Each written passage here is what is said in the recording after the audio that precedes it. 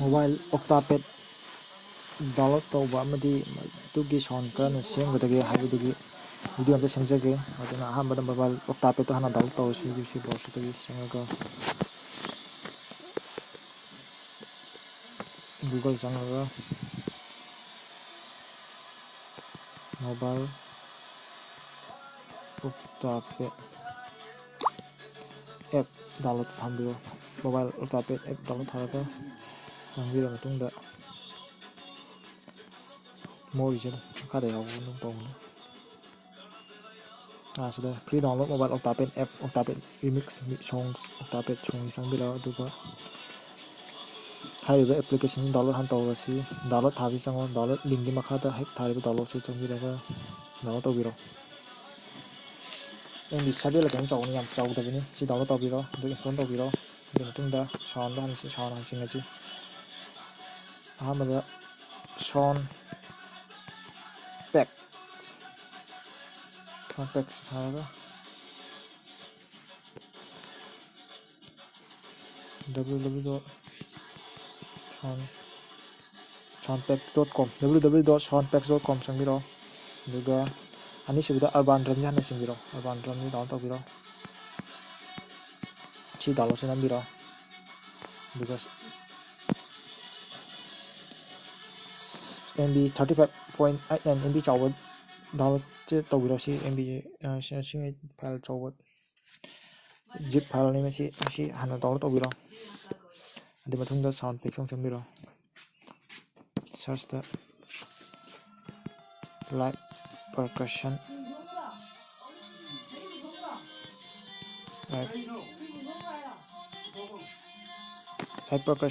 ꯍꯥꯏꯔꯒ ꯁꯔꯁ ꯇꯧꯕꯤꯔꯣ꯫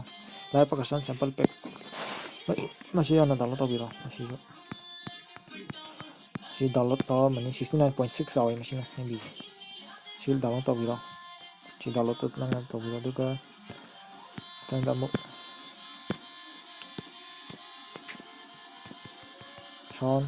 Sound production club ꯍꯥꯏꯕ ꯑꯃ ꯊꯥꯔꯒ ꯁꯔꯁ ꯇꯧꯕꯤꯔꯣ꯫ ꯁꯥꯎꯟ ꯄ꯭ꯔꯗꯛꯁꯟ ꯀ꯭ꯂꯕ ꯊꯥꯔꯒ ꯑꯅꯤꯁꯨꯕꯗ ꯊꯣꯛꯂꯛꯑꯦ ꯃ꯭ꯌꯨꯖꯤꯛ ꯄ꯭ꯔꯗꯛꯁꯟ ꯀ꯭ꯂꯕ ꯏꯟꯗꯤꯌꯥ ꯊꯥꯕꯗ ꯆꯪꯕꯤꯔꯣ꯫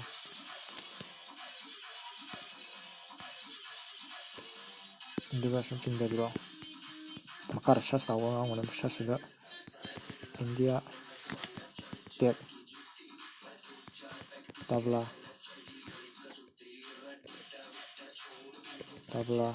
ꯁꯦꯝꯄꯜꯁ ꯍꯥꯏꯔꯒ ꯁꯔꯁ ꯇꯧꯕꯤꯔꯣ꯫ ꯁꯤꯃꯒ ꯗꯥꯎꯟꯂꯣꯗ ꯇꯧꯕꯤꯔꯝꯃꯣ꯫ ꯁꯤ ꯗꯥꯎꯟꯂꯣꯗ ꯅꯥꯎꯁꯤ ꯅꯝꯕꯤꯔꯣ꯫ ꯗꯥꯎꯟꯂꯣꯗ ꯅꯥꯎ ꯅꯝꯃꯒ MB 3 MB ꯃꯌꯥꯝ ꯆꯥꯎꯕꯅꯤ 3 MB ꯃꯌꯥꯝ ꯆꯥꯎꯕ MBꯁꯤ ꯗꯥꯎꯟꯂꯣꯗ ꯇꯧꯕꯤꯔꯣ꯫ ꯑꯗꯨꯒ ꯍꯧꯖꯤꯛ ꯗꯥꯎꯟꯂꯣꯗ ꯇꯧꯕ ꯃꯌꯥꯝꯗꯣ ꯐꯥꯏꯜ ꯃꯦꯅꯦꯖꯔꯒꯤ UC ꯗꯥꯎꯟꯂꯣꯗ ꯌꯥꯎꯔꯝꯃꯅꯤ AC ꯗꯥꯎꯟꯂꯣꯗ ꯌꯥꯎꯔꯝꯃꯅꯤ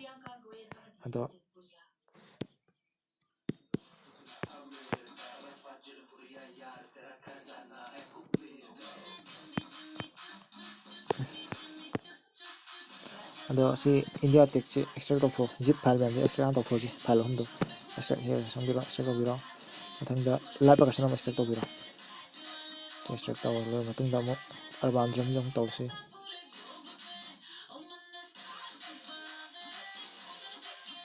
ꯑꯔꯕꯥꯟ ꯗ꯭ꯔꯝꯁꯤ ꯑꯃꯨꯛ ꯑꯦꯛꯁꯇ꯭ꯔꯦꯛ ꯇꯧꯕꯤꯔꯣ ꯍꯤꯌꯔꯁꯤꯗ ꯑꯗꯣ ꯂꯥꯏꯠ ꯄꯔꯀꯁꯟꯗ ꯍꯥꯞꯄꯤ ꯂꯥꯏꯠ ꯄꯔꯀꯁꯟ ꯆꯪꯕꯤꯔꯣ꯫ ꯂꯥꯏꯠ ꯄꯔꯀꯁꯟ ꯁꯦꯝꯄꯜ ꯄꯦꯛꯁꯤ ꯆꯪꯕꯤꯔꯣ ꯑꯗꯨꯒ ꯀꯣꯡꯀꯥꯁ ꯊꯥꯕꯁꯦ ꯀꯣꯡꯀꯥꯁ 211 ꯑꯥꯏꯇꯦꯝ ꯆꯥꯎꯕ ꯀꯣꯡꯀꯥꯁꯁꯤ ꯆꯪꯕꯤꯔꯒ ꯑꯩꯅ ꯌꯨꯁ ꯇꯧꯕꯗꯤ 175ꯒ 150ꯒ ꯇꯧꯏ 175 LPSP ꯀꯣꯡꯀꯥꯁ 175ꯁꯦ ꯁꯤꯁꯤꯒ ꯁꯥꯎꯟꯁꯦ ꯍꯥꯟꯅ ꯄ꯭ꯂꯦ ꯇꯥꯔꯁꯨ ꯌꯥꯕꯅꯤ ꯁꯤꯁꯤꯒ 150ꯒ ꯑꯩ ꯌꯨꯁ ꯇꯧꯏ꯫ ꯑꯗꯣ ꯁꯤ ꯀꯠꯊꯠꯄꯤꯔ ꯃꯇꯨꯡꯗ ꯃꯣꯕꯥꯏꯜ ꯑꯣꯛꯇꯥꯄꯦꯠ ꯆꯪꯕꯤꯔꯣ꯫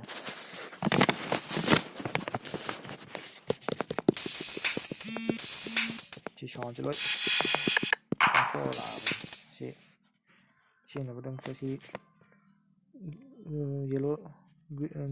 ꯌꯦꯂꯣ ꯂꯥꯏꯠ ꯑꯃ ꯉꯥꯟꯕ ꯑꯃ ꯌꯥꯎꯔꯤꯁꯦ ꯑꯣꯏꯔꯣꯝꯒꯤ ꯀꯥꯆꯤꯟꯗ ꯁꯤ ꯅꯝꯕꯤꯔꯒ ꯌꯥꯃꯥꯍꯥ RY30 ꯅꯝꯕꯤꯔꯣ ꯌꯥꯃꯥꯍꯥ RY30 ꯑꯗꯨꯒ ꯑꯃꯨꯛ ꯍꯧꯖꯤꯛꯀꯤꯗꯨꯒꯤ ꯍꯦꯛ ꯌꯦꯠꯂꯣꯝ ꯊꯪꯕꯗ ꯀꯩꯅꯣꯗꯣ ꯅꯝꯕꯤꯔꯣ ꯁꯤꯗ ꯑꯗꯨꯒ OHSꯤꯗ long press ꯇꯧꯕꯤꯔꯣ ꯑꯗꯨꯒ load ꯊꯥꯕ ꯉꯥꯡꯒꯅꯤ load ꯅꯝꯕꯤꯔꯒ UC download ꯍꯧꯖꯤꯛꯀꯤꯗ UC download ꯆꯪꯕꯤꯔꯣ ꯑꯗꯨꯒ live percussion sample pack 1 ꯁꯤ ꯅꯝꯕꯤꯔꯣ ꯁꯤꯗ ꯑꯃꯨꯛ live percussion ꯑꯃꯨꯛ ꯆꯪꯕꯤꯔꯣ ꯑꯗꯨꯒ congas 175 congasꯀꯤ serial number 175 ꯇ conga 175 ꯁꯤ ꯂꯩꯔꯦ 175 ꯁꯤꯗ ꯅꯝꯕꯤꯔꯣ ꯑꯗꯨꯒ ꯃꯊꯪꯗ ꯑꯃꯨꯛ OK ꯅꯝꯕꯤꯔꯒ set C head ꯍꯥꯏꯕꯁꯤꯗ long press ꯅꯝꯕꯤꯔꯣ ꯀꯨꯏꯅ ꯑꯗꯨꯒ load ꯅꯝꯕꯤꯔꯒ ꯍꯧꯖꯤꯛꯀꯤ ꯑꯗꯨꯃꯥꯏꯅ UC download ꯆꯪꯕꯤꯔꯣ live percussionꯗ ꯑꯃꯨꯛ ꯑꯗꯨꯒ congasꯀꯤ 150 serial number 150 ꯗ 150 ꯁꯤ ꯂꯩꯔꯦ sound ꯈꯔꯗꯤ ꯁꯤꯖꯤꯟꯅꯕ ꯌꯥꯔꯝꯃꯅꯤ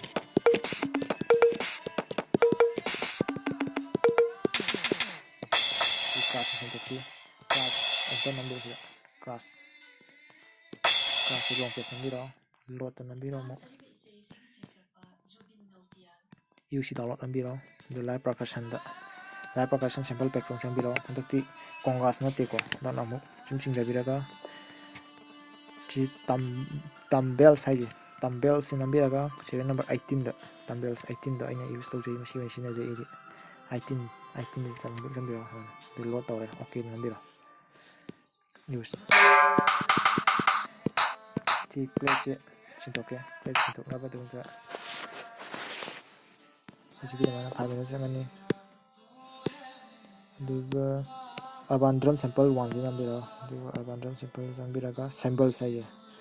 8 item चौबी नंबीरो दुगा hope सिना जेबा hope मोन हापे यारिजे केबी चौबी हापे यादेबा दुना केबी जबी थाबा दरकार तायाबा सी नंबीरगा plate नंबीरो load नंबीरो दुगा UC download की urban drum की symbols ता hope CRS चिदो symbols तो बिहारने जैसे पिथाना बुदंग MP3 compressor हाइबा मा MP3 compressor हाइबा मसी लेजी मसी जे इना प्लेस पे डाउन तो बनी सी संबीरो ऑडियो नंबीरो अभी साउंड में बनी सी इना एक्सट्रैक्ट तो थोड़ा आइस ना होने SOP hope सिले hope CRS है जी सिले नंबीरो इसे पिथाना बुदंग तो OK नंबीरो ला reduce hope थारका सेट तो संबीरो सक्सेस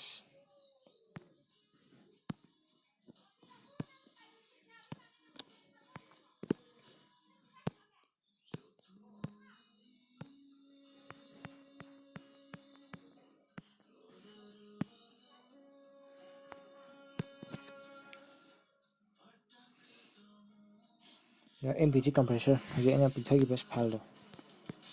MP3 compressor ये और माने MP3 compressor MP3 select compressor जो hope reduce 14 KB तक अंदर करे सीजन हाजो इरो ओवर तो बचांगानी सी क्लैट long press नंबीरो MP3 compressor MP3 compressor नंबीरो hope reduce नंबीरो यूज तो यारने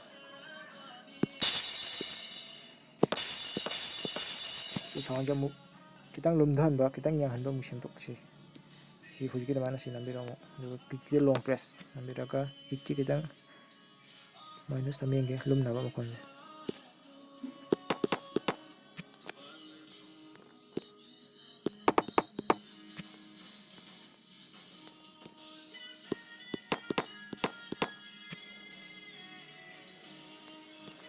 24 snare extension to snare plus 24 tama yadra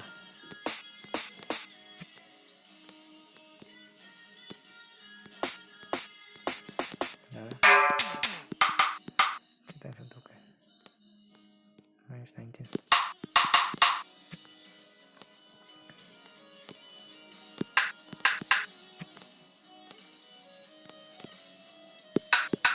yara istore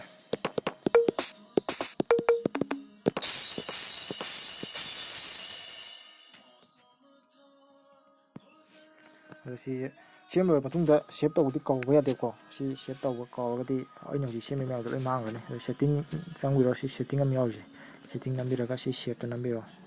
ꯃꯦꯆꯤꯟꯗ ꯅꯝꯕꯤꯔꯒ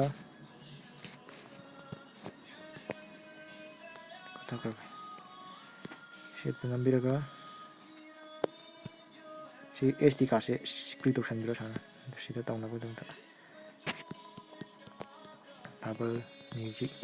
1 ꯑꯅ ꯁꯦꯞ ꯇꯧꯔꯒꯦ ꯁꯦꯞ ꯇꯧꯕꯤꯔꯣ ꯁꯤ ꯁꯦꯞꯇ ꯅꯝꯕꯤꯔꯣ ꯑꯗꯣ ꯁꯤ ꯑꯦꯄ꯭ꯂꯤꯀꯦꯁꯟ ꯀꯛꯊꯠꯂ ꯃꯇꯨꯡꯗ ꯌꯦꯡꯁꯤ ꯑꯃꯨꯛ ꯁꯥꯎꯟ ꯍꯧꯖꯤꯛꯀꯤ ꯁꯥꯎꯟꯗꯣ ꯑꯃꯨꯛ ꯄꯨꯊꯣꯛꯅꯕꯒꯤꯗꯃꯛꯇ ꯁꯦꯠꯇꯤꯡꯗ ꯅꯝꯕꯤꯔꯒ ꯂꯣꯗꯇ ꯅꯝꯕꯤꯔꯣ ꯑꯗꯨꯒ ꯃꯦꯆꯤꯟꯗ ꯅꯝꯕꯤꯔꯣ ꯑꯃꯨꯛ ꯁꯤ ꯃꯦꯆꯤꯟꯗ ꯁꯦꯞ ꯇꯧꯈꯤꯕꯅꯤꯅ ꯃꯦꯆꯤꯟꯗ ꯅꯝꯕꯤꯔꯒ SD ꯀꯥꯔꯠꯁꯦ ꯇꯤꯛ ꯇꯧꯁꯟꯕꯤꯔꯣ ꯁꯨꯃꯥꯏꯅ ꯑꯗꯨꯒ ꯊꯥꯕꯜ ꯃ꯭ꯌꯨꯖꯤꯛ 1 ꯍꯥꯏꯗꯣ ꯊꯥꯕꯜ ꯃ꯭ꯌꯨꯖꯤꯛ 1 ꯍꯥꯏꯕ ꯑꯃ ꯌꯥꯎꯔꯦ ꯁꯤꯗ ꯅꯝꯕꯤꯔꯒ ꯉꯁꯥꯏ ꯁꯥꯎꯟꯗ ꯊꯣꯛꯂꯛꯑꯅꯤ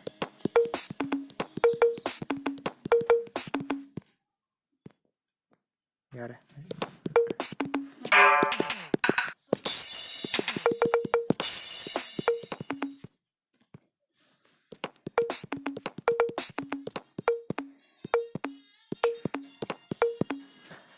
ꯑꯗꯣ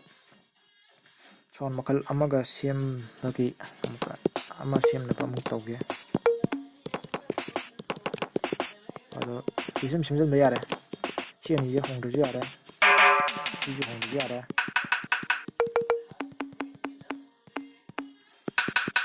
ꯁꯤ ꯔꯤꯝꯁꯦ ꯁꯦꯝꯗꯣꯛꯀꯦ ꯑꯃꯨꯛ ꯁꯤꯗ ꯅꯝꯕꯤꯔꯒ ꯔꯤꯝꯁꯦ ꯑꯃꯨꯛ ꯅꯝꯕꯤꯔꯣ ꯂꯣꯗꯇ ꯅꯝꯕꯤꯔꯣ ꯑꯗꯨꯒ ꯉꯁꯥꯏꯒꯤ ꯁꯤ ꯗꯥꯎꯟꯂꯣꯗꯇ ꯆꯪꯉꯒ ꯂꯥꯏꯚ ꯄꯔꯀꯁꯟꯗ ꯆꯪꯉꯒ ꯀꯣꯡꯒꯥꯁꯀꯤ 150ꯗ ꯁꯤꯗ ꯍꯥꯞꯆꯜꯂꯒꯦ 150 ꯁꯤꯗ ꯍꯥꯞꯆꯜꯂꯒꯦ ꯑꯗꯨꯒ ꯃꯈꯥꯒꯤ ꯑꯅꯤꯁꯦ ꯑꯃꯨꯛ ꯁꯦꯝꯗꯣꯛꯑꯒꯦ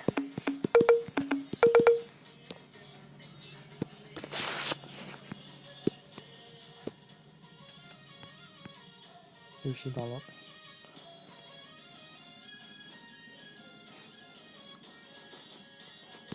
urban drum snare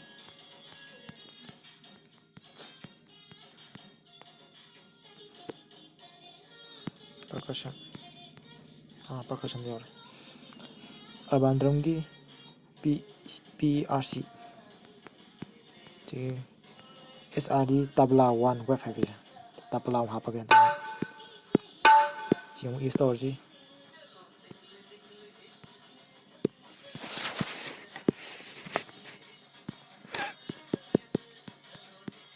ꯁꯤꯒꯤ urban drum ꯇꯕ꯭ꯂꯥ 1 ꯁꯤꯁꯨ ꯉꯁꯥꯏ ꯑꯗꯨꯃꯥꯏꯅ ꯄꯤꯛꯊꯍꯟꯕ ꯌꯥꯔꯣꯏ SRD ꯇꯕ꯭ꯂꯥ 1 ꯍꯥꯏꯕ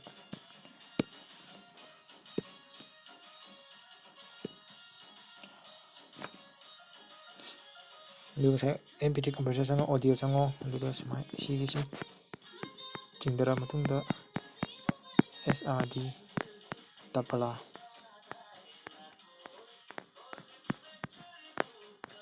KL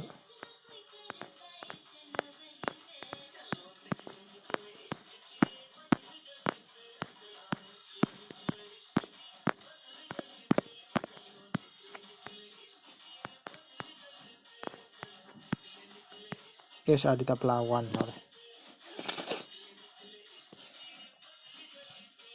SRD ꯇꯕ꯭ꯂꯥ 1 ꯅꯝꯃꯒ ꯁꯥꯎꯟꯁꯦ ꯇꯕ꯭ꯂꯥ 1 ꯁꯤ ꯇꯧꯁꯜꯂꯒꯦ ꯇꯕ꯭ꯂꯥ 1 ꯑꯃ ꯌꯥꯎꯔꯦ MP3 compressor ꯌꯥꯎꯔꯝꯃꯅꯤ MP3 compressor tabla 1 ꯁꯤ ꯂꯩꯔꯦ ꯁꯤ ꯍꯥꯞꯆꯤꯟꯕꯤꯔꯣ ꯍꯧꯖꯤꯛꯀꯤꯁꯤꯗ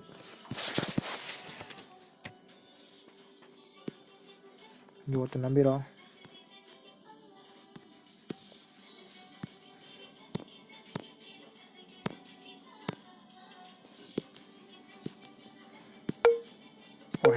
ꯑꯣꯍꯦꯠꯇ ꯅꯝꯃꯒ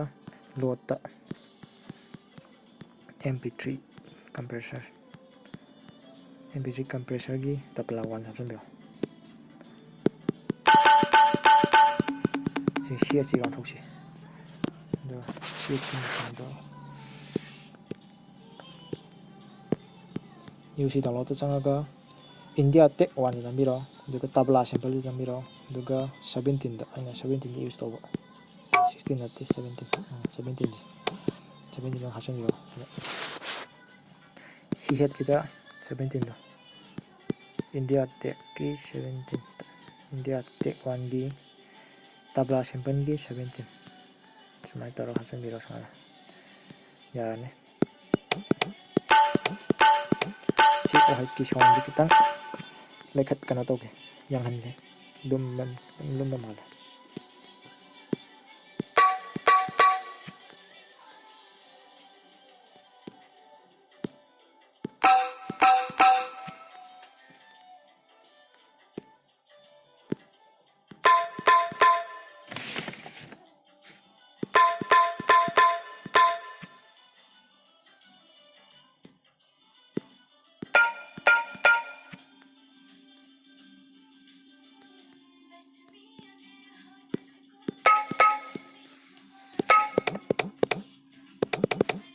ki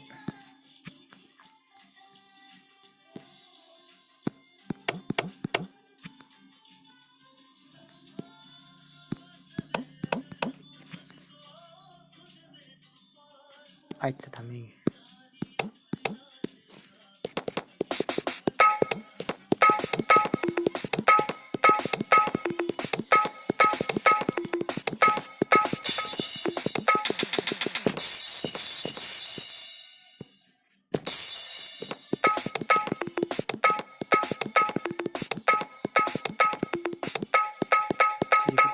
amma sa ta yenge tabla de hapage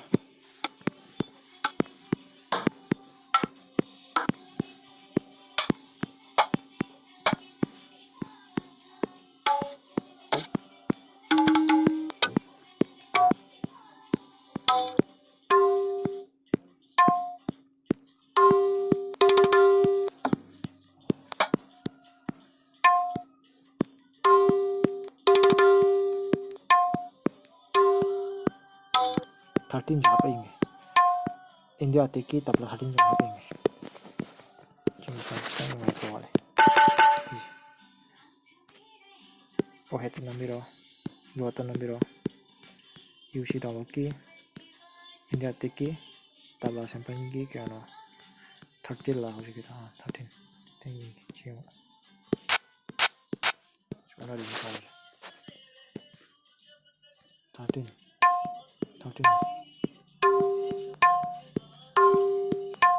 13 ne luata nambiro UC download tabla sample gi 13 chule so kitang kita gi kana belum bajang yang mengre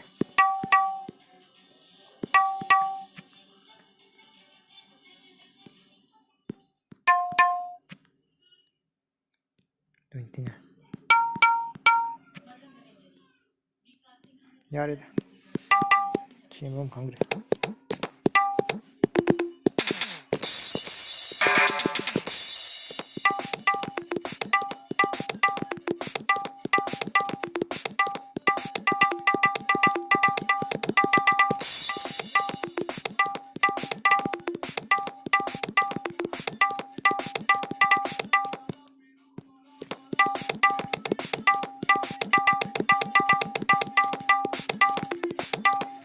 Soalnya luman bayang han begitu sih semba ya nih oh heta ore siet ore si luman gira yang han gira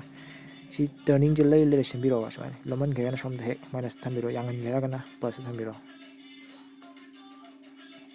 tang yang han ge chatin tamba ge ya nih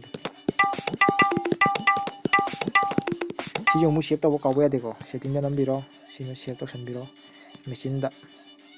sini thabal music tu kan thar ꯁꯦꯞ ꯇꯧꯍꯧꯒꯗꯕꯗꯤ ꯃꯥꯡꯉꯅꯤ ꯁꯦꯝꯃꯤꯅꯦꯅ ꯁꯦꯞ ꯇꯧꯁꯟꯕꯤꯔꯣ ꯑꯗꯨ ꯁꯤ ꯑꯃꯨꯛ ꯀꯛꯊꯠꯂ ꯌꯦꯡꯉꯁꯤ ꯆꯪꯕꯤꯔꯣ ꯑꯃꯨꯛ mobile ꯑꯣꯛꯇꯥꯄꯦꯠꯇ ꯑꯃꯨꯛ ꯁꯤ setting ꯆꯪꯉꯒ ꯂꯣꯏꯗꯇ ꯑꯃꯨꯛ ꯅꯝꯕꯤꯔꯣ ꯃꯦꯆꯤꯟꯗ ꯑꯃꯨꯛ ꯅꯝꯕꯤꯔꯒ ꯁꯤ ꯊꯣꯛꯂꯛꯇ꯭ꯔꯒꯅ HD ꯇꯤꯛ ꯇꯧꯁꯟꯕꯤꯔꯣ ꯍꯧꯖꯤꯛ ꯊꯥꯕꯜ ꯃ꯭ꯌꯨꯖꯤꯛ 1 2 ꯌꯥꯎꯔꯦ ꯑꯗꯣ 1 ꯁꯤꯜꯂꯔꯦ ꯑꯗꯨꯒ ꯁꯦꯠꯇꯤꯡꯗ ꯑꯃꯨꯛ ꯆꯪꯉꯣ ꯂꯣꯗꯇ ꯑꯃꯨꯛ ꯍꯧꯖꯤꯛꯀꯤ 2ꯗ ꯑꯃꯨꯛ ꯌꯦꯡꯒꯦ ꯍꯥꯏꯔꯒꯅ 2ꯗ ꯑꯃꯨꯛ ꯌꯥꯎꯔꯝꯃꯅꯤ